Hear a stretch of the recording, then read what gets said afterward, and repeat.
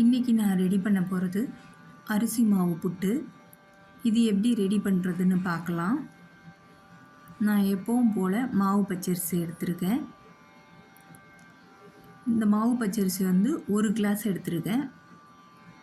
1 class எடுத்துக்கிட்டு இதுக்கு தண்ணி வந்து ரெண்டு கை தண்ணி தொளிச்சிருக்கேன். அவ்வளோதான்.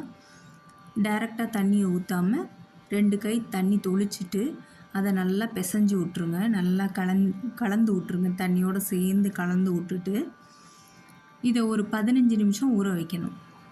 ஊற வச்சுட்டு 15 நிமிஷம் ஊறினதுக்கு அப்புறம் நம்ம வந்து ஒரு மிக்ஸி ஜாரில் வந்து ரவை பதத்துக்கு அரைக்கணும். ரொம்ப மாவை அரைச்சிடக்கூடாது. இப்போ பாருங்கள், அதில் தண்ணியே இல்லை. ஒரு 1/4 மணி நேரம் கழித்து நம்ம பார்க்குறோம், அதில் தண்ணி இல்லை. இப்போது வந்து நான் அரைச்சிட்டேன். ரவை பதத்துக்கு அரைச்சிருக்கேன். அதுக்கு 1/4 டேபிள் ஸ்பூன் உப்பு போட்டிருக்கேன். ரொம்பவும் நைஸாகவும் இருக்கக்கூடாது, ரொம்பவும் கொரப்பாக இருக்கக்கூடாது. இதில் திரும்பவும் தண்ணி தொளித்து பிசைஞ்சுக்கிறேன். கொஞ்சம் கொஞ்சமாக தண்ணி தொளித்து பிசைஞ்சிருங்க. கட்டி படக்கூடாது. கட்டியாக இருந்துச்சுன்னா வேகாமல் இருக்கும். அதுக்காக கொஞ்சம் கொஞ்சமாக தண்ணி தொளித்து டைரெக்டாக ஊற்றாமல் கொஞ்சம் கொஞ்சமாக தொளித்து எடுத்து கட்டி இல்லாமல் பிசைஞ்சிருங்க. பிசைஞ்சிங்கன்னா இப்படி பூ மாதிரி வரணும். நல்லா இப்போ கையில் எடுக்கையில் கட்டி இல்லாமல் இருக்கணும். அந்த பதத்துக்கு இருக்கணும். அது வரை நல்லா கலந்துருங்க. இப்போ கலந்துட்டு இதுக்கப்புறம் வந்து ஒரு இட்லி பாத்திரத்தில் தான் வச்சு நான் வேக வைக்க போகிறேன். இட்லி பாத்திரம் நல்லா சூடானதுக்கப்புறம் இந்த அரிசி மாவு புட்டு இருக்கு இல்லையா, அதை போய் அந்த இட்லி பாத்திரத்தில் வச்சிடணும். நான் வந்து ரவுண்டாக அப்படியே இது பண்ணியிருக்கேன்.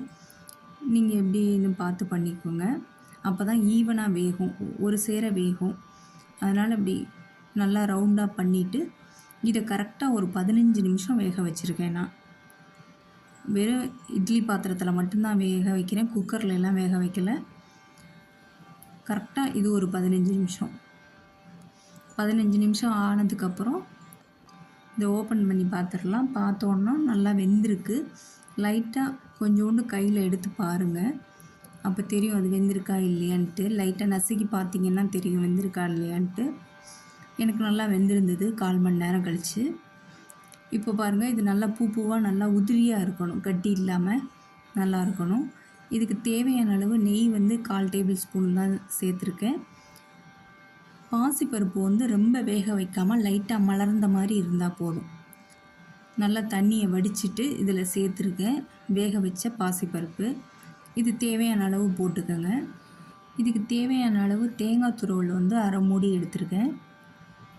அதையும் இதில் சேர்த்துடலாம். அதுக்கப்புறம் இதுக்கு வந்து நான் ஜீனி எடுத்திருக்கேன். உங்களுக்கு வேணால் வெல்லம் வந்து நல்லா பொடி பண்ணிவிட்டு அதை சேர்த்துக்கோங்க. ஆனால் நான் வந்து ஜீனி எடுத்திருக்கேன். அது ஒரு 1/4 டம்ளர் எடுத்திருக்கேன். இப்போ இது எல்லாத்தையும் சேர்த்து நல்லா கலந்துடணும். கலந்தால் தான் எல்லா இடத்துலையும் கரெக்டாக இருக்கும். இல்லாட்டி அங்கங்கே ஜீனியாகவும் அங்கங்கே பாசிப்பருப்பாகவும் இருக்கும். இதில் வந்து ஏலக்காய் 2 சேர்த்துருக்கேன், பொடி பண்ணி போட்டிருக்கேன். அப்போ தான் வாசத்துக்கு நல்லாயிருக்கும். இதையும் நல்லா கலந்து விட்ருங்க. அவ்வளோதான், அரிசி புட்டு ரெடி ஆயிடுச்சு. இதை நீங்களும் ட்ரை பண்ணி பாருங்கள்.